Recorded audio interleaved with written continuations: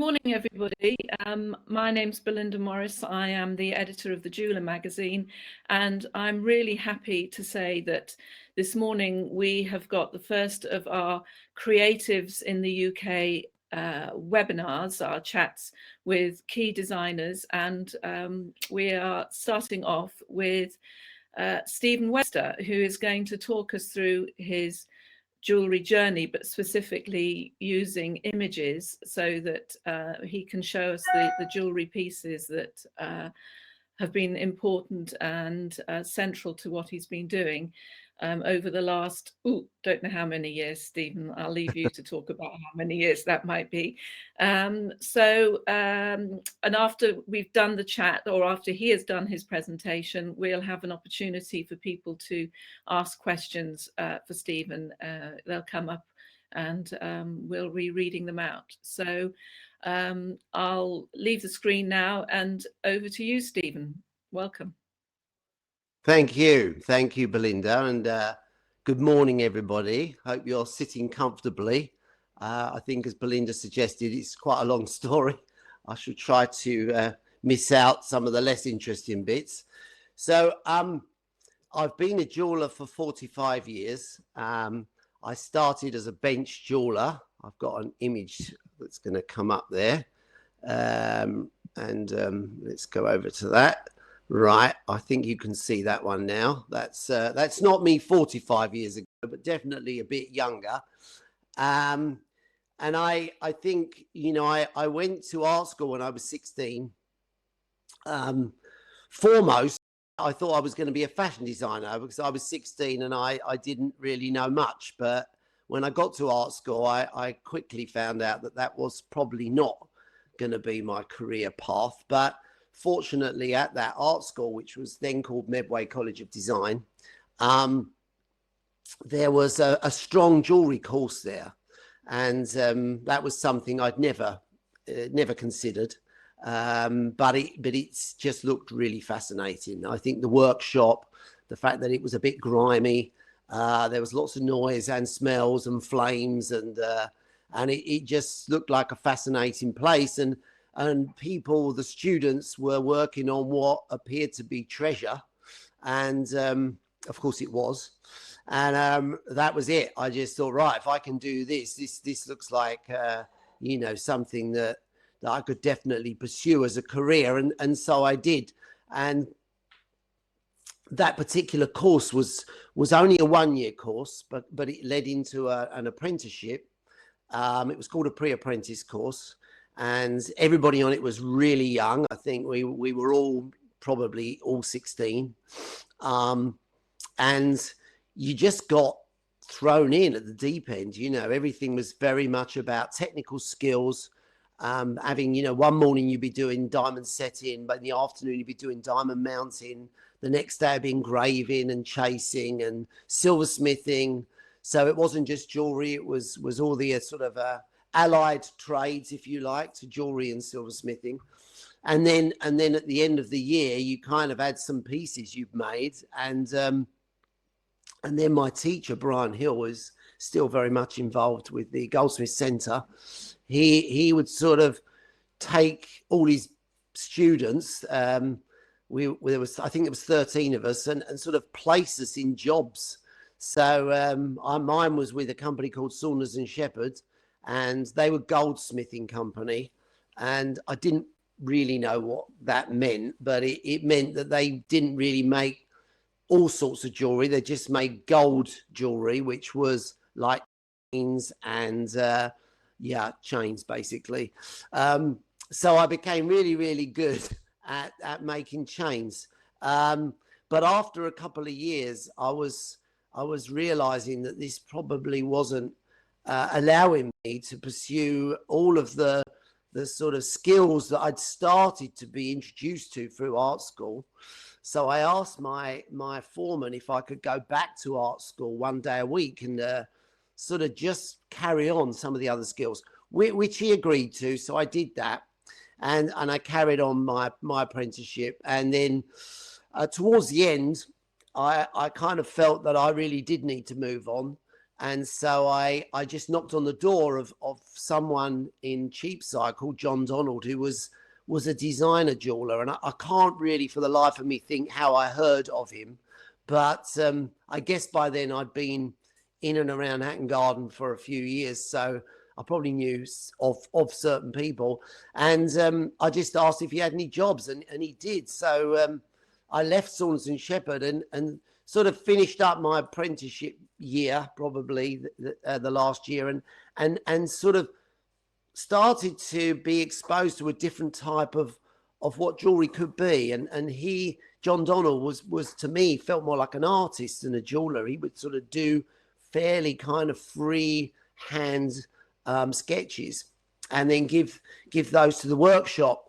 So we would have to, I'd say they were so kind of loose in a way that, you know, they were kind of up for interpretation a lot from the jeweler, which suited him. It was fine, you know, and he had some really good jewelers and me as the young guy.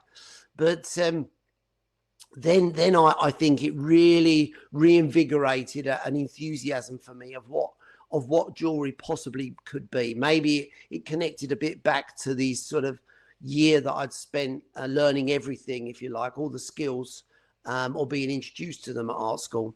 So I sort of continued my work with him, and after a couple of years there, maybe 2 or 3 years, for some reason all the other jewelers left. I don't know if it was anything I said. I can't explain, but there was just me, and then a couple of other people joined, but I found myself as the most senior jeweler, so I would have to blag it a lot.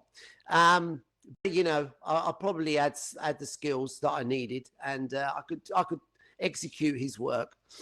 And so after that time, I went and I thought, well, you don't need much to be a jeweler, really. You need like a cupboard size space and a bench and a few hand tools and stuff. So I went and set my own workshop up and built my own bench, all the things that a lot of jewelers do, because you know, probably you're quite handy because you can make jewelry. So and then I just was now self-employed, and which was all great, except I didn't have any clients. I had one client, it was my Auntie Peg, and but you know, my Auntie Peg, she was very enthusiastic about helping me, but she was a cook in a pub, so we very, very quickly got through everything she had. Unfortunately, she didn't mortgage her house, but fairly close, I imagine. And so I then had to go out and look for work. So I then, you know, scrambled again. And I used to take on things like diamond setting work and anything that was just would pay. And looking back now, it was probably an amazing education because, like I said, I never said no to anything. I'm not saying I was good at it all, but I certainly got a lot of a very broad training. So after that, during that time, actually, I was approached by a Canadian, and the Canadians sound a bit like Americans, but he was Canadian, and he was looking for, can you go back? He was looking for a jeweler that could do everything. And I thought, well, that's me. I can do that. And he took me to Canada, and I was 21 at the time. I'd never been on a plane, so you know that was new. And I ended up in a very, very cold place. It was January, and in Canada, in places, Canada actually, it can be pretty chilly. It was about -30. And we drove from Calgary. We landed in Calgary, or I landed in Calgary, and drove to a place called Banff, Alberta. And it was dark. And when I woke up in the morning, I thought I'd probably been kidnapped because I couldn't quite work out where I was and how we were going to be selling jewelry there. But I later found out, later that day, I suppose, that he had a shop, and it was in Banff High Street, Banff High Road, I think it was called, or something. And it was a ski resort, so there was a lot of tourists. There was a lot of Japanese tourists and American tourists, and he was a sort of a gem enthusiast, and he needed a jeweler. So that was the start of a long relationship. And one of the things I really benefited from him, that I was probably not going to be picking up at the time in London anyway, was an appreciation for a more exotic gemstone. And he would sort of go off to Afghanistan, Pakistan, Brazil, all over Africa, and just come back with gems, and they were big, and they had long names like tanzanites and savarites and tourmalines, etc. And there were things that every one was new to me. I didn't know any of these things. I worked with diamonds and gold and sapphires, etc., but nothing is juicy and big and bold as these. So and then he would just give them to me. And so I just had to, I became a designer. I mean, I wasn't a designer, but I had become one because it wasn't anybody else. It was only me and him, and he was just a rock guy. So we kind of got through that bit, and I started to really enjoy the process of being part of the designs person as well as the jeweler. That before, and so and then one time, I think in probably 82 or 83, maybe 82 or 83, he took me to Tucson to the gem show there, which whoever's in the industry here probably knows about that now. But then it was just seemed like, whoa, you know, what a crazy place. It's like the whole of this town, Tucson in Arizona, in the desert, just was filled with rock miners from all over the world, and every hotel, motel room, every piece of space at the side of a road was someone with a pile of rocks of some sort or another. And I think you know, the exposure I got from him, and then leading me here, started to really sort of ignite something in me about the gems, about wanting to not just buy a gem from someone's gem box, but to be able to be part of the process of what the gem looked like. So we're looking at a piece from probably the mid 80s. It's a brooch. I made it myself. It's got a fish in it, which is probably quite obvious, an angel fish that's carved from peridot. It was carved in Germany by someone who later on became a good friend of mine, Gerd Dreyer, who's unfortunately dead now, but his son still carries on the business. He's just an amazing carver of gemstones. And every bit of that, apart from the enamel, I did myself. The enamel would have been done in England, actually, because I didn't really have access to an enameler in Canada. But everything else I did, like I set the diamonds, I did all the gold work, I made it. I probably would have started with a piece of peridot to give to the carver in Germany, and that started to become something I think that defined my style. It was always going to be bold. It was always going to be colorful. It was never going to be just something that you felt I put together from available parts. So we're going to move on now to the next one, which is, oh, I think we missed one there. I think there was something. Oh, no. I wanted one with, no, there was, oh, actually, we've got a bit, sorry about this. I'm just learning as we're going along here. I'm looking for a cabochon. Ah, there we go. Right. So these are two cocktail rings. I started to kind of hone in on the cocktail ring. I felt that the cocktail ring was something that it didn't really come with much commitment other than to having a party or something. It was, you know, it was a piece of jewelry that you wore to a cocktail party, or in something that felt, you know, less, like I say, it was less commitment to emotional commitment and all the other baggage that can go with jewelry. And it felt like something you could have a lot of fun with. Like the brooch, you know, I liked brooches and I liked cocktail rings because there didn't seem to be any restriction on what they were, and they were open for interpretation. So we've got here a couple of cocktail rings. One's got a really beautiful lavender chalcedony, which would be very hard material to get these days, but was quite common then. I would have bought that in Tucson. I probably would have bought rough material then. And then you're probably not going to be able to see too clearly, but it's got a band of rose gold around it. And the rose gold is engraved with thorns and roses.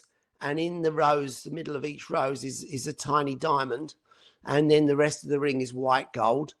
And I would have made it, engraved it, set it, designed it, everything, because that was what I did then.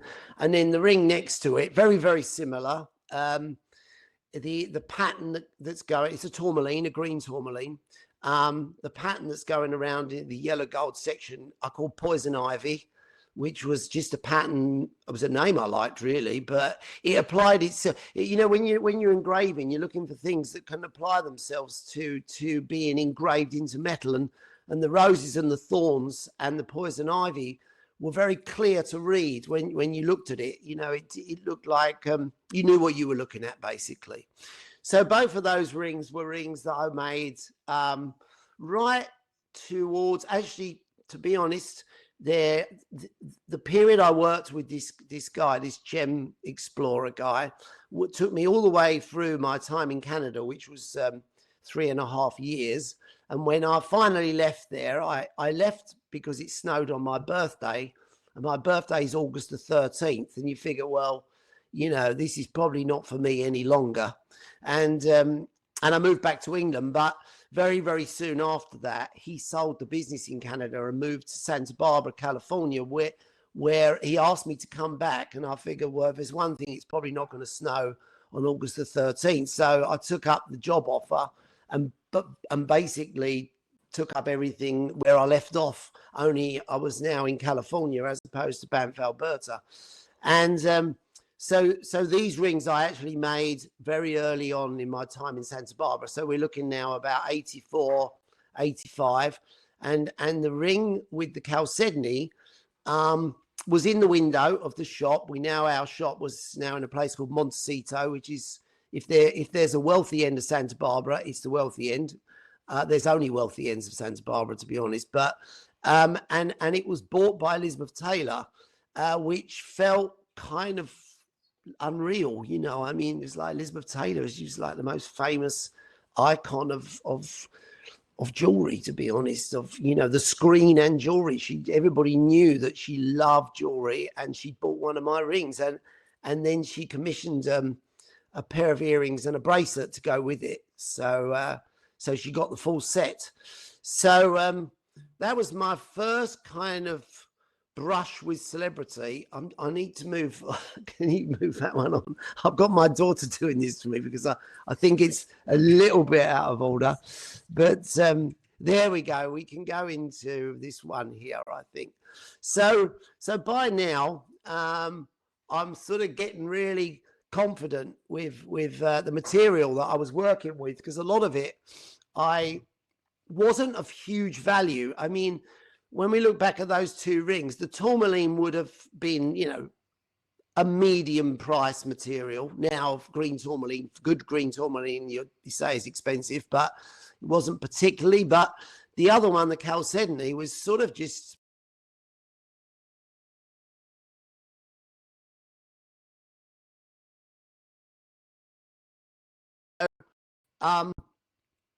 I started to kind of think about how I could use the material in ways that were less conventional.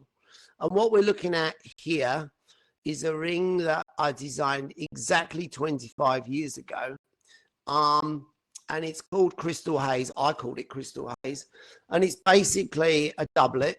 The technique of the doublet is you know, over 100 years old, but they were pretty routine looking things. It was a sort of a cap of clear quartz, and underneath usually a very, very thin layer of a piece of opal or a piece of opal, and then underneath that a piece of onyx, giving it the opal more color. And the idea was that it made the opal appear bigger. Well, mine wasn't really about that, because I wasn't putting anything of massive value in the layer that was providing the color. It was more about the effect. And so I think you can see here this stone It is a very, very heavily faceted piece of clear quartz.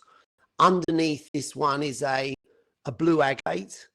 And I spent about 2 years prior to this ring actually being launched. The launch was 25 years ago, but before that, trying to perfect this technique, because I was working with, I wanted a curved stone, and it's very easy to make a doublet with a flat base because you just need to bond the two together, and that's pretty much the way it works. But this was more complex, so the curvature of the stone underneath followed the shape of the ring. So basically it curved over the top of your finger and nearly accommodated almost half the ring. So there's a lot of stone. And I suppose the combination of these things is what made it at the time quite extraordinary, was because this stone was covering half your finger. It had an illusion to it that no one really knew what it was. And the light passing through the quartz intensified the color of the material underneath. So this one here is a blue agate, but I was using lots and lots of odds and sods, and to be honest, Tucson is the place you go for odds and sods, because you pick up anything you want there, mostly things that people have never heard of. And I was using it, so things like falcon's eye, chrysolemon and chrysoprase and silver obsidian and lots and pink opal. I've got a bit of rough pink opal here, actually. I'll show you in a sec. I bought an oil drum's worth of pink opal from a Peruvian miner some years ago, and I think you can see how beautiful that looks. It looks like a piece of coconut ice or something, and it's got the crust on the outside and then the beautiful layer of pink inside. Well, that I invested heavily in pink opal. I can't say it went through the roof, but it served me well. It's called angel skin as technical term. Anyway, so I was just using lots of rocks and having a lot of fun with the creating of this technique, and no one really in the industry was very interested, to be honest. I think it was easier to kind of dismiss than accept. And that was until one day, this woman here, who's Madonna, I'm sure you probably didn't need to be told, but she asked me to come to her house and show me some jewelry, and I did.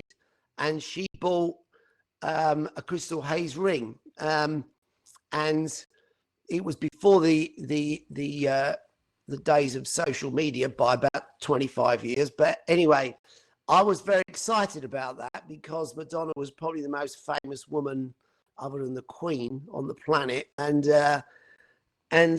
anyway, she bought it, and I could only tell my friends. So I told my friends and my wife, and they were impressed, and that was about it.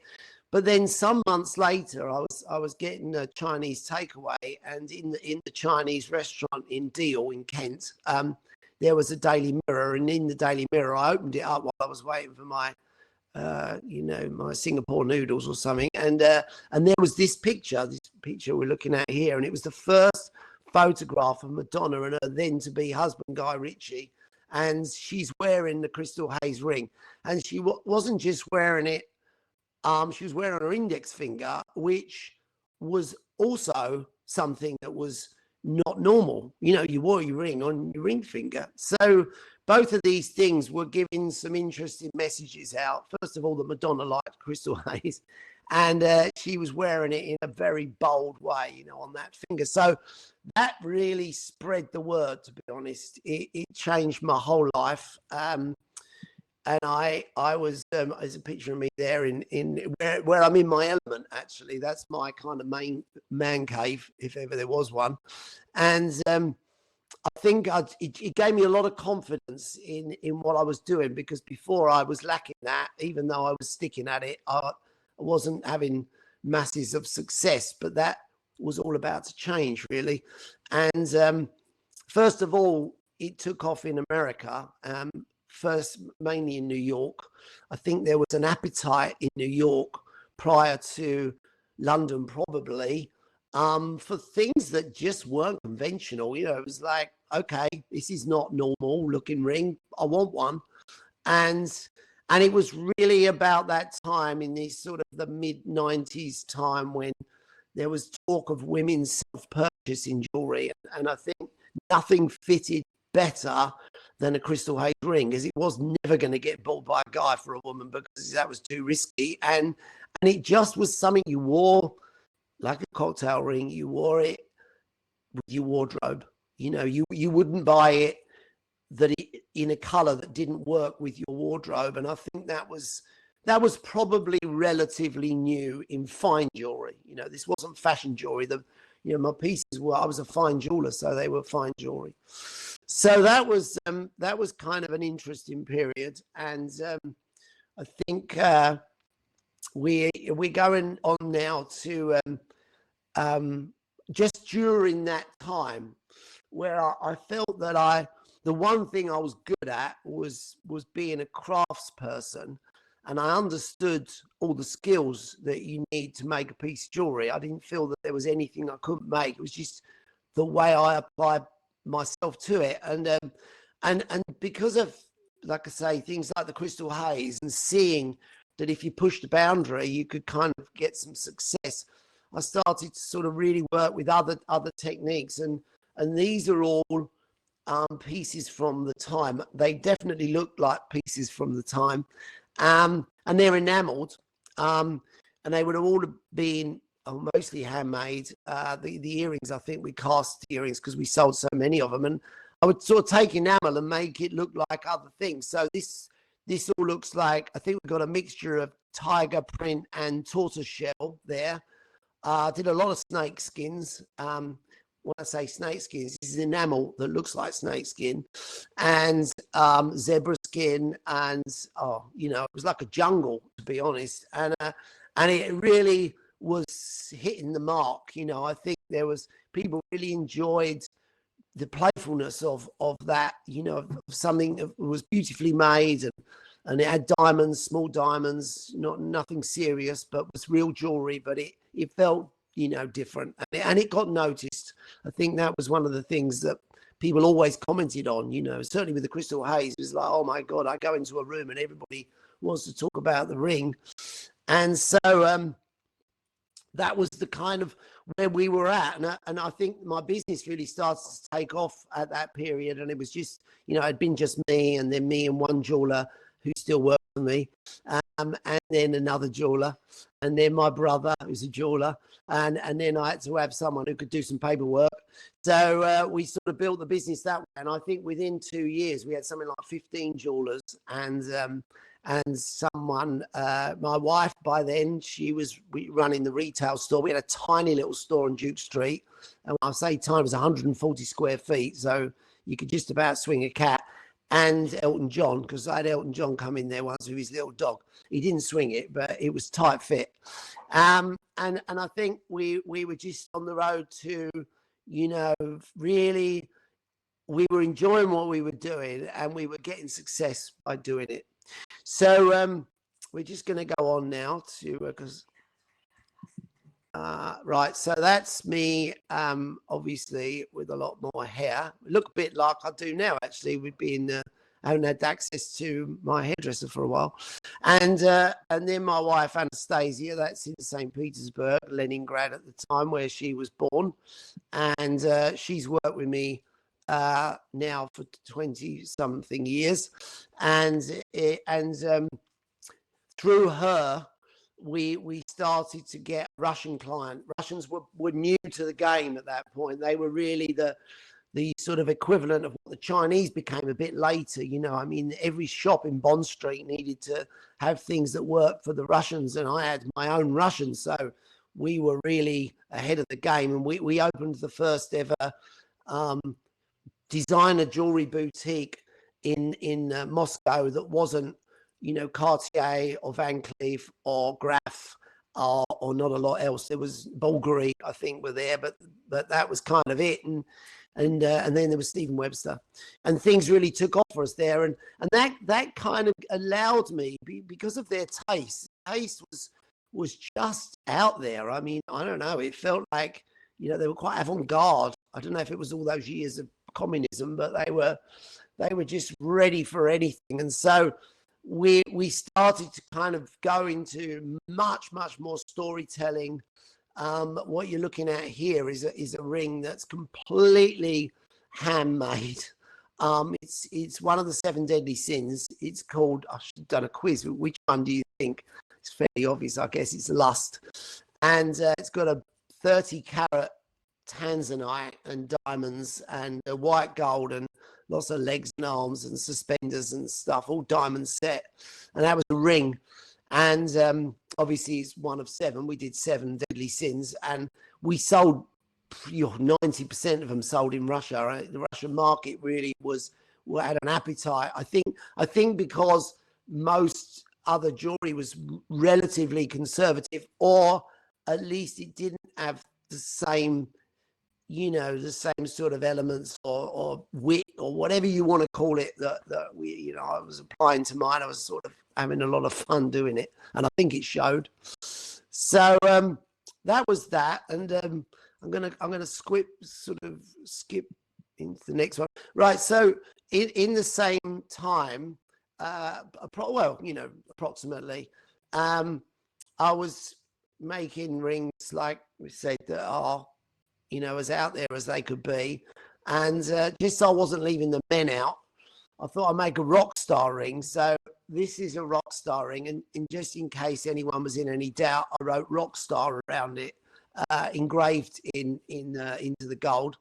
The center stone is a citrine that's got a flat top, and then the star is cut in down towards Culet. So you've got this incredible sort of depth that you're looking through the top into the star.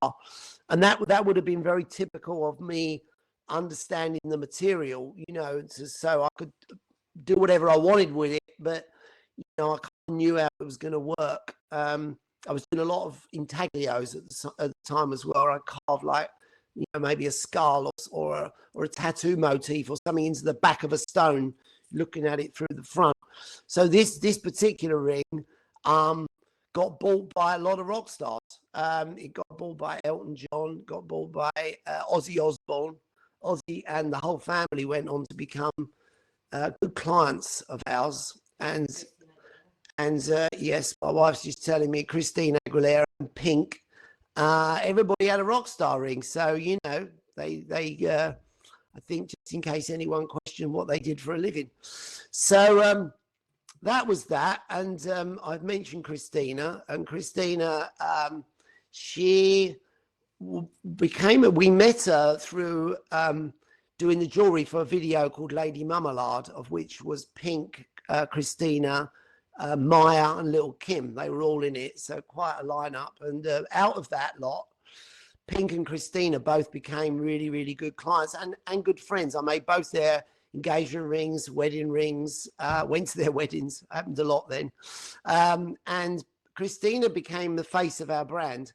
And it was a brilliant thing to have access to, her and, a few at the time, like Britney and Justin Timberlake, are in that era, of pop stardom, and hugely famous. And I think a lot of my friends at the time questioned why I would have a pop star as my face and my brand when I had so many rock stars, but they weren't on offer.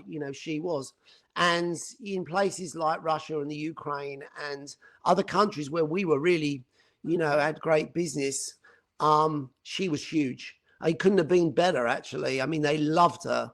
And so we had a long sort of relationship with her, and she was in our ads. She even did a gig for Stephen Webster once in Las Vegas, which was took some beating. Anyway, that was those times. And I'm going to jump forward now to something that I'm quite proud of. It was a time in my life I was offered an opportunity to become a mentor for British Fashion Council for fine jewelry. And it had not been done before. I'd sort of brought it up at a dinner with the CEO, of London, of British Fashion Council. And I said, why is it that jewelry gets so ignored? You can be a milliner or a cordwainer or certainly fashion accessories, and there's sort of lots of platforms. But no, she said, well, why don't you do it? I said, well, I'm kind of busy anyway. I in the end, I couldn't turn it down. I I struggled with the fact that someone else might do it. So I became a mentor, and we created a thing called Rock Vault. And you can see here at the time, there's a lot of big stars of the jewelry world have passed through Rock Vault. I didn't create any of them. They all massively talented, but I was able to pass on everything that I could to them, including taking them to Las Vegas a few years running, and China. They're all standing outside my store in Beverly Hills there. And it was just so brilliant. It's so brilliant to see people that you can kind of, just help with your experience. And we've all remained very, very close friends, because there's probably, I don't know, 25, 30 people who pass through Rock Vault. Sadly, it doesn't exist anymore, but that's only because of like funding and things that have gone on in, different sectors. But certainly I think in that sector, it became more challenging for them to even be able to travel to places. So anyway, that was that. And I think I'm probably done now. I'm ready for a question or two. Yeah, okay.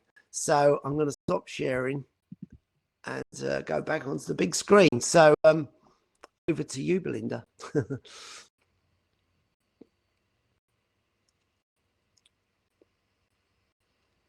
Is that right? Okay. Sorry, I didn't realize I was doing that.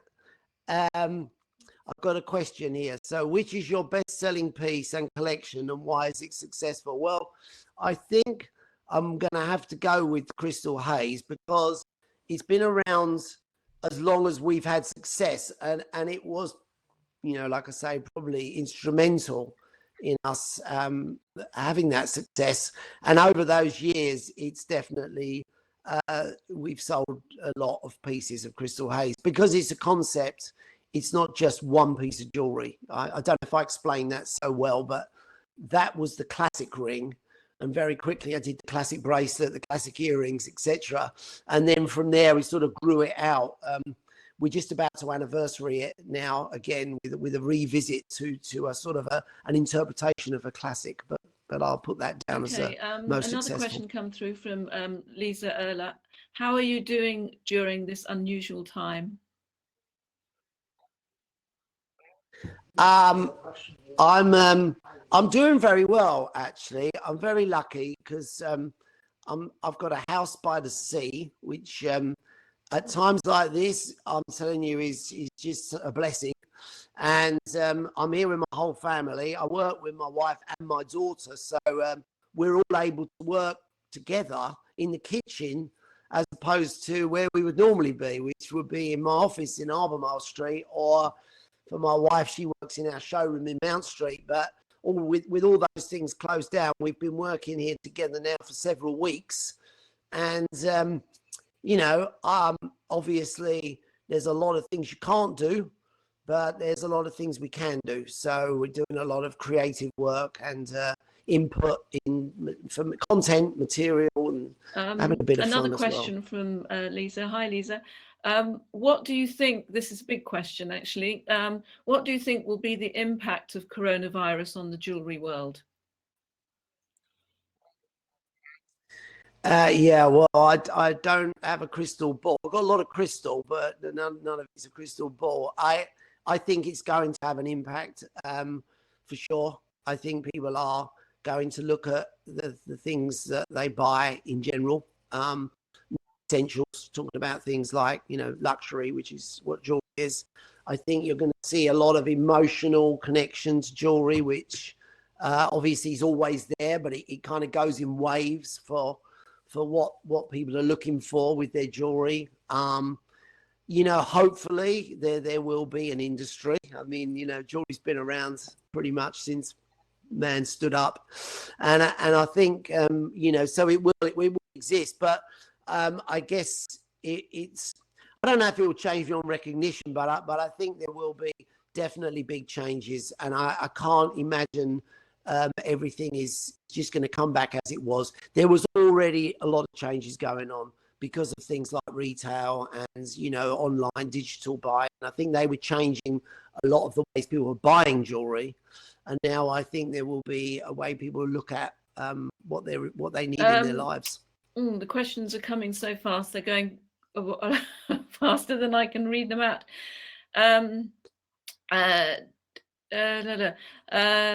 Love Stephen's training journey. This is from Christina. I'm 25 and too old for an apprenticeship like he did. I have built a workshop at home and do courses. Does he recommend going to university to train further or trying to get a job at a jeweller's? Yeah, I get asked that one quite a lot, actually, because it's silly to say 25 is too old. It's certainly older for being an apprentice, you know, but it doesn't mean that somebody wouldn't be prepared, you know, once things settle back down again, to offer opportunity through, you know, like mentoring. You know, like I say, it's something that I felt there was missing. A lot of what I think is a problem in the jewelry industry and university. So there's lots of courses for jewelry at university. There's not that many that really are strong in the craft skills. And I think, I personally feel that if you remove craft skills, you just say, oh, well, I'm a jeweler because I can draw some jewelry. I don't know. That doesn't give you a lot of depth in jewelry, I don't think.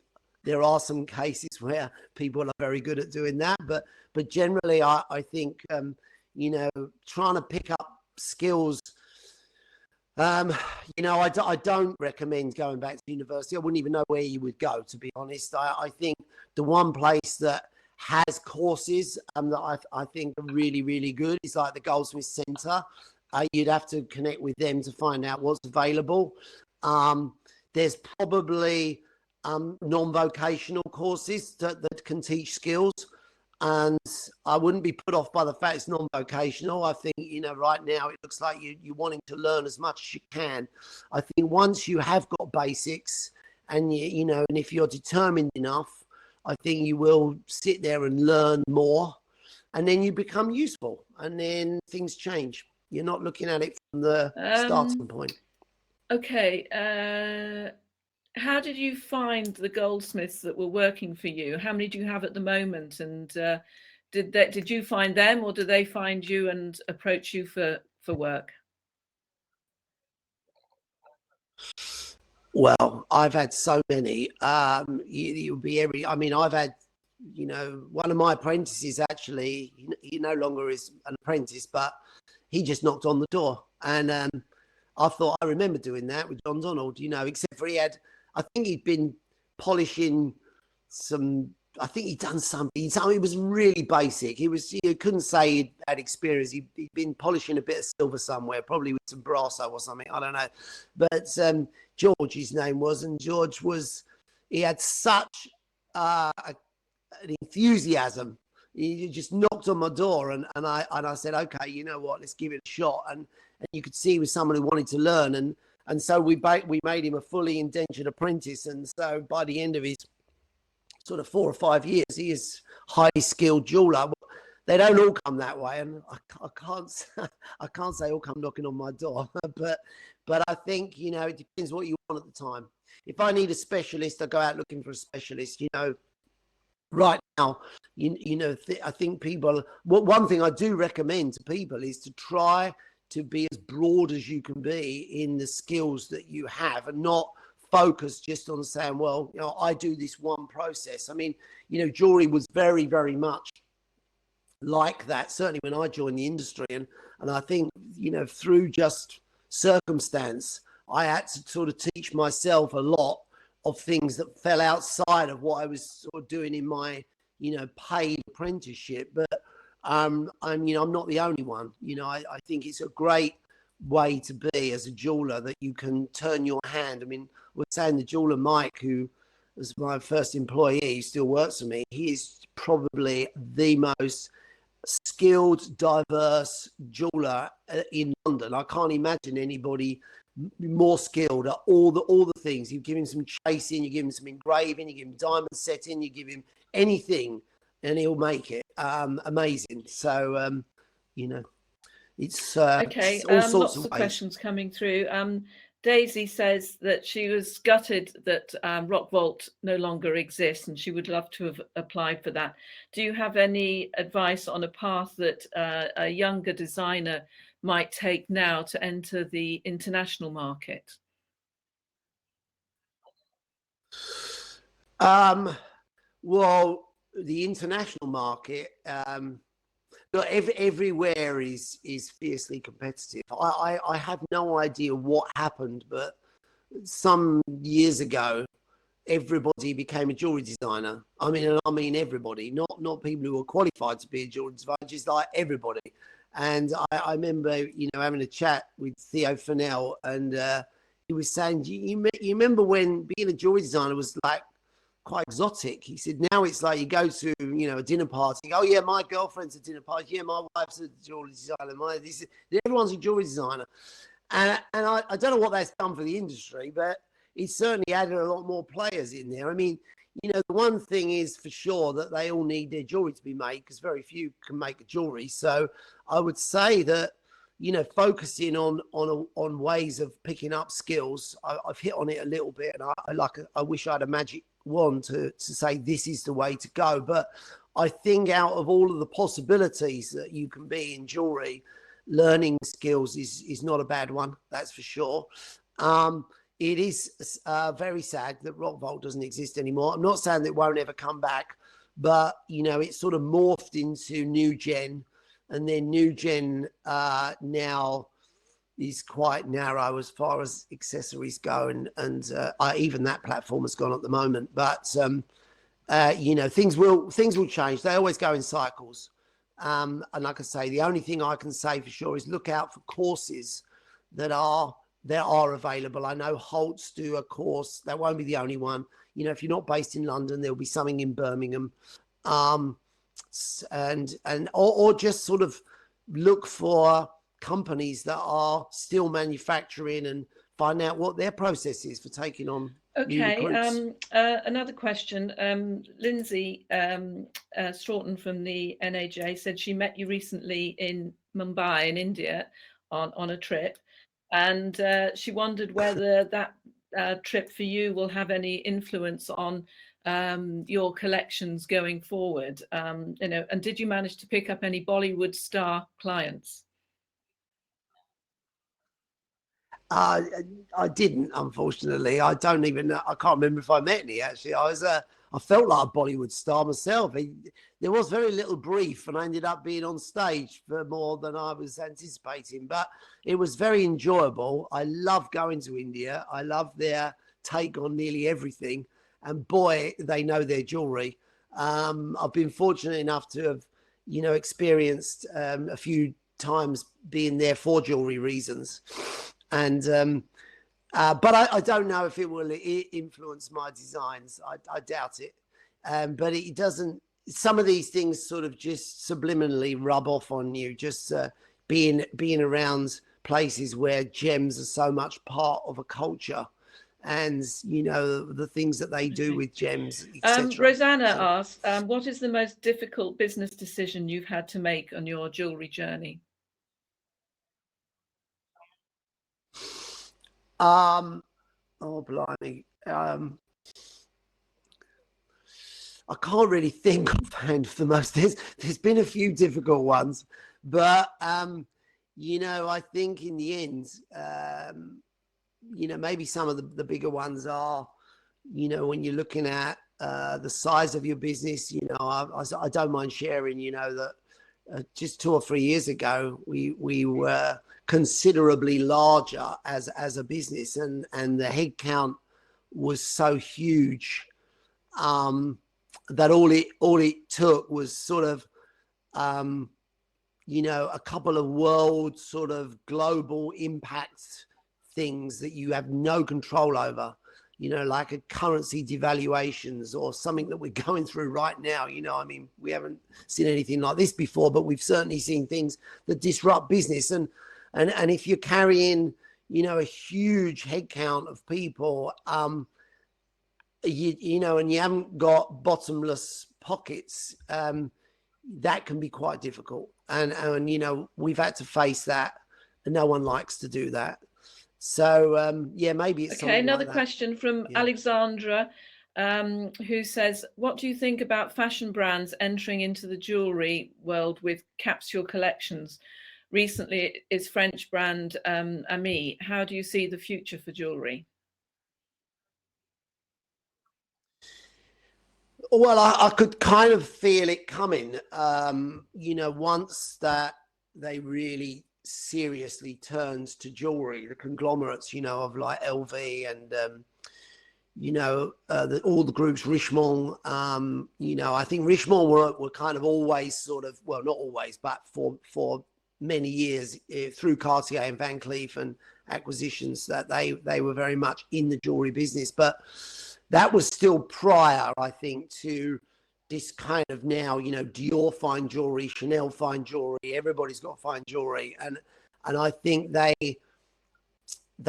have changed the face of jewelry. I think if you look at something like right now, a conglomerate can sustain a lot more than a lot of independent jewelers. I think, you know, they're going to come out the other side probably even stronger just because of their domination of the sector. It's quite difficult for me to enthuse massively about it. I try to feel that, you know, there's room for everybody, but I think now that those groups, if you're not in one, it's becoming more and more and more difficult because their ability to seduce a client is second to none. They are very, very sophisticated. You know, the jewelry sector was quite different. It wasn't run in that way. You know, it was more fragmented, more family driven, more small businesses. I think they're finding it more and more difficult because of the space being occupied by a conglomerate. And I put it that way because that covers most probably of what that question was about. You know, the fashion industry joining the sector. And it's not that they do bad jewelry. It's got nothing to do with that. I think it's that they will vacuum up what is there.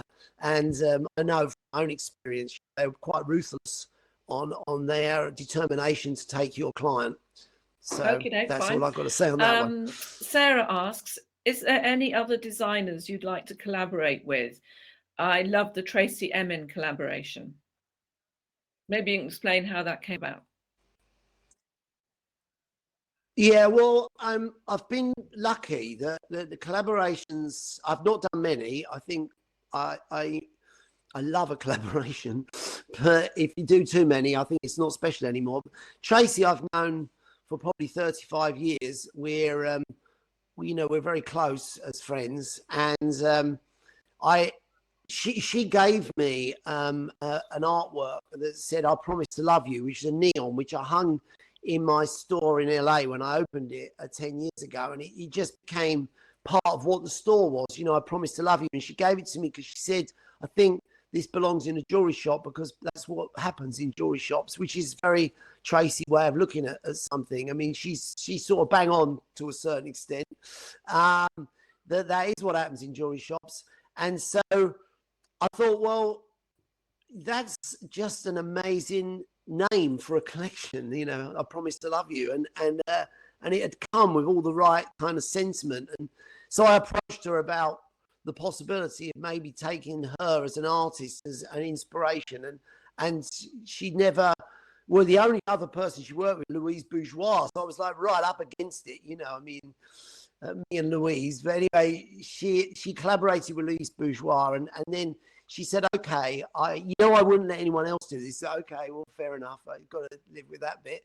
And so I think probably 2 years later, I went back with the designs, and she started to cry, which was a good sign. And so, you know, I got fully on board, and you need your collaborators to be fully on board. And it was a very successful collection. In fact, it was the perfect collection to have to sell online. Net-a-Porter had the exclusive for it. They made a big deal of that, and they sold out like immediately. And so it was a very good experience, and she was my friend. Since then I've collaborated with a young guy called Blondie McCoy, and for some, he was 20 when we collaborated. I'd known him since he was about 14 through his father, and he was sort of wearing jewelry in a very interesting way, and he was quite an influencer and a skater and a bit of a Renaissance man. He's quite an artist himself. He plays the piano beautifully with no lessons, etc. And I said, let's do a collaboration. So he said, okay. And he turned up in my studio with a mood board, and right in the middle of the mood board was George Michael. And I said, wow, that's interesting. I wouldn't have expected. He said, well, wasn't he the most stylish person? I said, well, not in my book, but anyway, this is a collaboration. So George Michael was wearing his signature cross earring, and we made a version of that, and we called it Faith, and it was a big hit. And that the collection itself, called Thames, we both had a connection with the Thames. I was born on the Thames estuary, and he skateboarded at the South Bank on the Thames. So that was another really great, completely different type of collaboration, and I think I will do others. I haven't got one in the bag at the moment, but there will be something coming up because they're fun to do. Okay, question from Mark. Have you got any advice for getting a range out into the world online?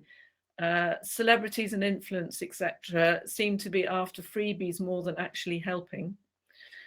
Discuss.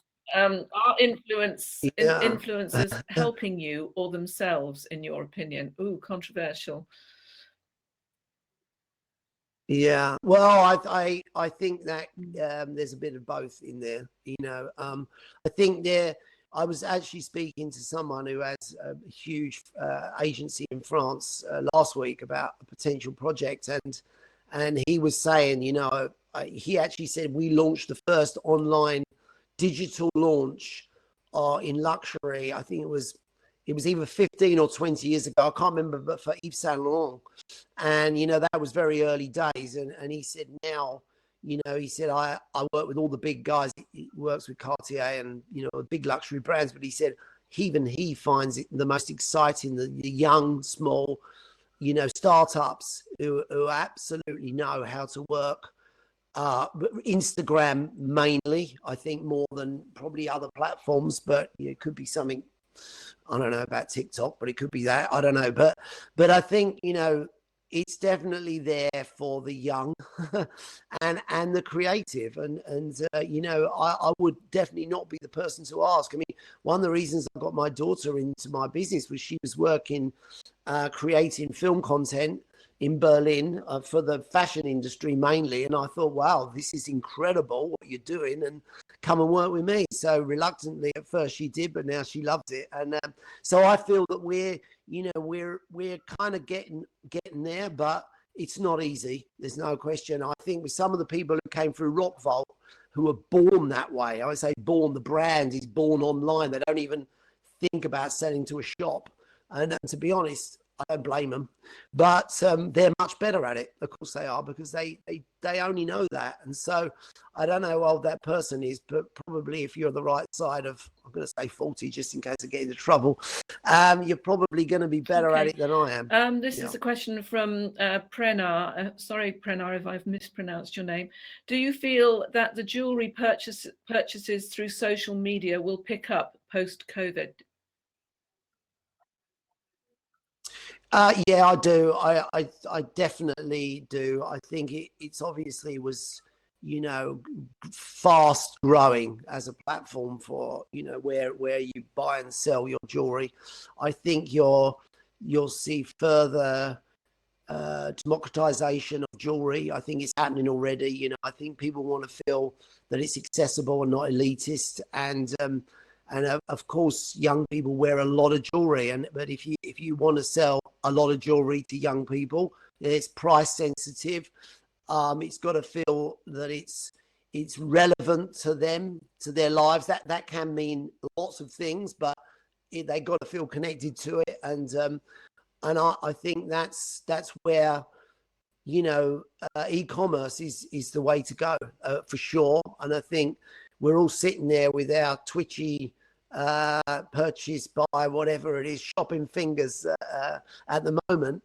And I think that's just one more thing that will just, basically carry on this sort of meteoric rise of yeah, I mean, as you say, we've retail. been wearing jewelry for thousands and thousands of years. We're not going to stop now, are we? We're not going to stop wanting it in whatever.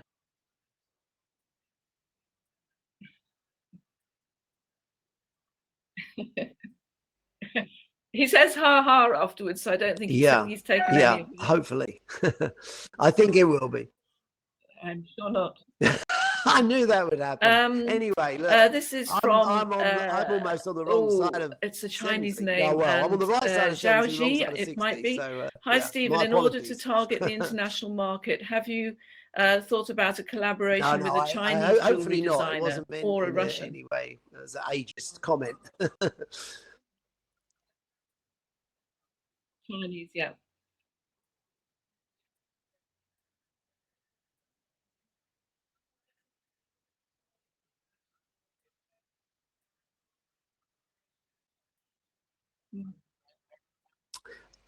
Well, I'm assuming that you're Chinese, not Russian. So I would, I've not really thought about that, but it doesn't mean that it wouldn't be something that would be really interesting. I guess it could be an art. I mean, I would like to think that, an art, if I was to collaborate with a jeweler, if that's the question.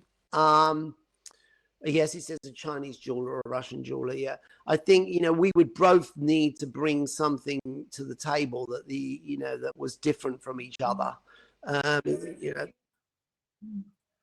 Yeah, but it says a Chinese jewelry designer. Yeah, I think it's different with an artist because you are by nature going to bring something different. So one's an artist, one's a jeweler. But if you're both jewelers, I think you could do collaborate with a jeweler. I mean, it could be really interesting, not just as a commercial to say, oh, well, you're Chinese, we're going to sell in China, there we go. But, the skills and the materials. I mean, I love jade. I've just made a ridiculously expensive jade necklace that was, something I didn't get to work the jade because it was beads and it was bought from Christie's, and I just had to make it into a necklace. But the material is fascinating, and I've seen some incredible work in jade when I've been in China. David asks, and is so that palladium would be something, gone as I've almost felt material, emotional metal? standing in front of pieces, sculptural pieces that I've seen in museums, etc. in China that would just be amazing to work with someone who bought those skills. I'll bring the tea or something. I don't know.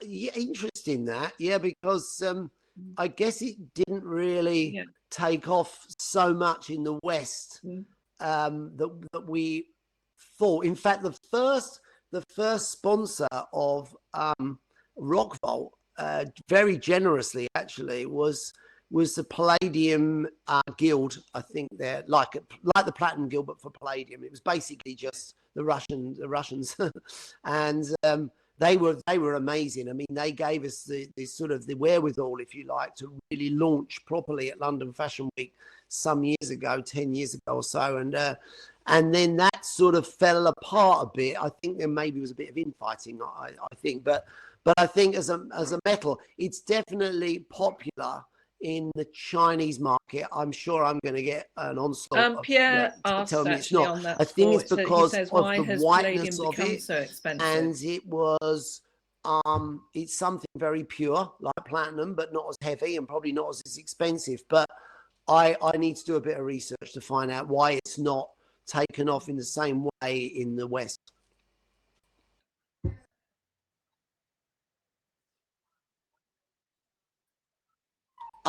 Well, the only reason I can think that it's become more expensive is because it's probably being used in non-jewelry specific ways. That generally is what, I mean, you would know Lindsay more than says, me about that, yeah, I would imagine. Cars. But I think that I'm talking a bit like I've got no Industrial use, authority, in other but words. I imagine that that's what's happened And because Pierre goes on to I say, didn't thank you, know that Stephen, it for had your story, a become true expensive. But inspiration if for a it's nearly 50. expensive And I compared think he's to talking about platinum, himself as that's nearly probably 50, the reason. potentially. Right. So Yeah, it's I probably hope that's catalytic true. converters and Yeah, and I'm things that I not don't know, whatever, being mean there. computers stuff. Yeah. Oh, I am, he says. And Zhao sorry, Okay. I'm saying it wrong, I'm sure. Thank you, Stephen. Yeah, no, yeah, are my interests, and I'm highly interested in collaboration.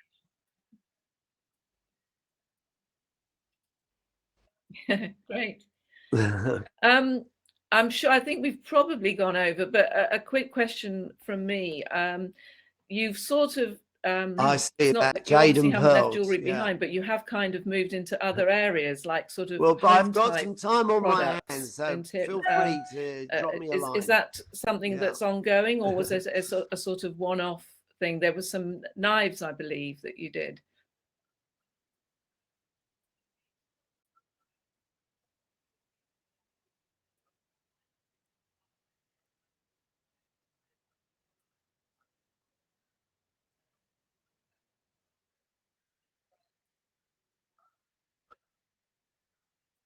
Yeah.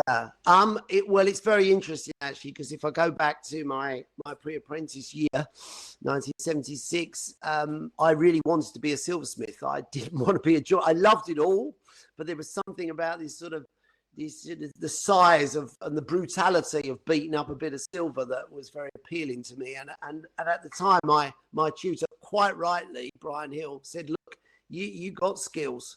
There's no question." He said, "But I recommend you apply them to jewelry because the silversmithing industry is on the decline." And he was right. It was in the 70s, I think, silverware, the formality of that was on the decline.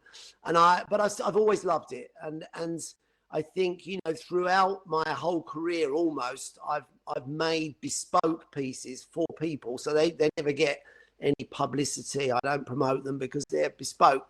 But I sort of thought I'd give it a shot and make the knives, the beast knives, and bronze and Damascus steel. And that was because I love Japanese Damascus steel, the samurai swords and incredible craftsmanship. And so I thought, give it a shot. And there was a client for it. I think it was something that became sort of jewelry for the kitchen, which was quite unexpected.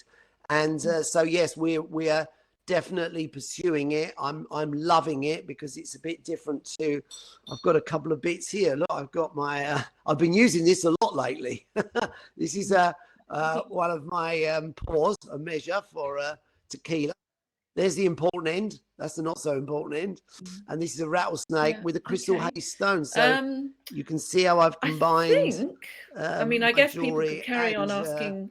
And the silverware. How can you best encourage goldsmiths to take on apprentices? Yeah, it's really fun to do, and I think my team are enjoying it because it's a new challenge, and it's definitely less crowded. So yeah.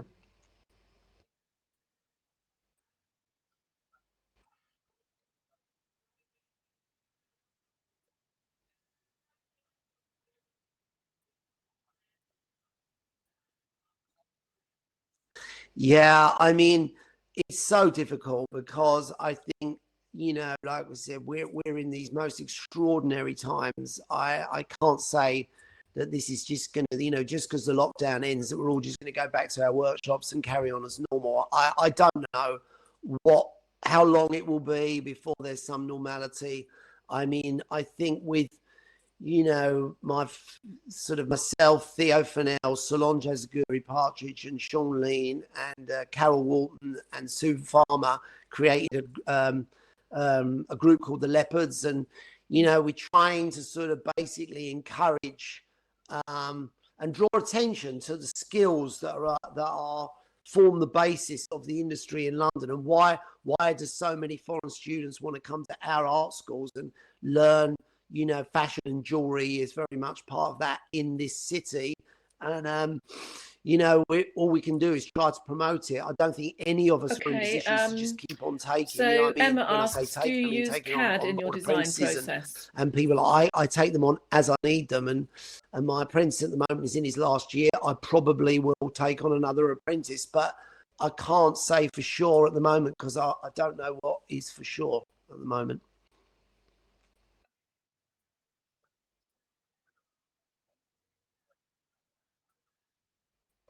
Yeah, I mean, I don't, but that's because I'm an old age pensioner. But we definitely use CAD. I can't imagine sort of working without CAD, to be honest. I mean, it's a combination because you know myself and my head designer. I mean, she is an Okay. incredible artist, and so I love to work I with think her. we may be You know, being kind of out of an time. I'm artist not in a sure what conventional the time sense, if limit you is like. on But this. I then don't from know if there to Dave. whatever the process of manufacture is, there's very, very often CAD involved. Not always, but very often.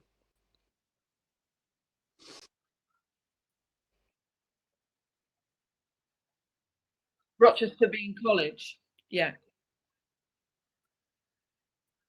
I've got one here which says, Graham, what happened to Rochester? They have given up on jewelry. I mean, that's so disappointing to me, you know, that they have. I believe it's not something on offer there because, you know, obviously it's where it's college. Yeah, I mean, Rochester College is Medway College of Design, which then became part of the massive University of the Creative Arts, which will have priorities elsewhere, I assume, one of which is not jewelry. So I can't explain it. I just am disappointed by it because anywhere that really had something to offer that was not the same as you know Central St Martin's or Glasgow or whatever. I mean, they're all strong in what they offer for jewelry, but there was something about Rochester that was felt very much in line with the Yeah. industry, and I think it Men's probably lost a jewelry, is little bit that of that still towards an the end important part because of what you of the do? pressures I mean, of presumably you enjoy being a wearing it yourself. university as opposed to being Yeah. a straightforward art school.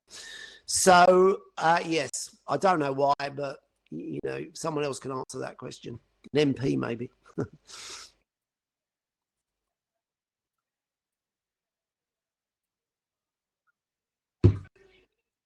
What would I wear if I didn't make jewelry? It's so important for us right now. I'm sort of seeing. I mean, for those of you who are interested in you know opportunity within the industry, if you are already in it, I would take a close look at the men's category because it's always played second fiddle. There's no question. It's you know you sort of say, well, if I do this for women, it's going to be this amount of volume. If I do it for men, it will be this. It will be like 10% or maximum 20%, but generally falls around that. But I think you're seeing now um, you're seeing a different category. You're seeing a category that's gender fluid. It's just jewelry. It's geared to, you know, more of a millennial buyer. I just use that for laziness, but a millennial buyer. And then they're not going to look for things that are fiercely defined Okay. by I've just gender. been You know, told time for it's one final jewelry. And question, and I see I one think of from both my Kelvin daughters who are in their 20s, asking, and would you that use is the jewelry they augmented wear. You know, reality it can in be your worn by design schedule? anybody. So I think that's going to be a big category. It's not going anywhere, and along with it, that of course brings men's jewelry up.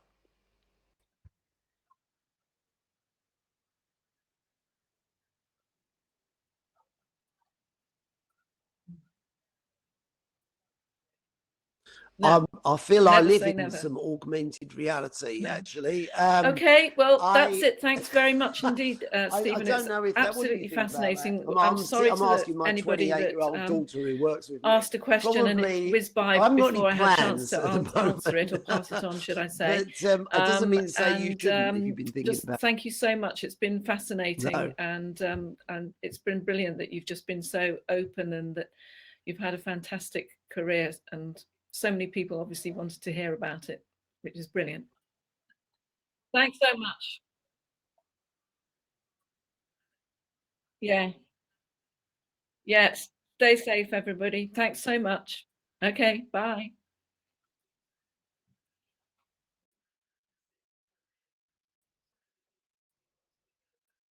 Okay, well, thank you, and thank everybody for your enthusiasm, and stay strong, and stay inside for now. Yeah. Bye-bye. Bye.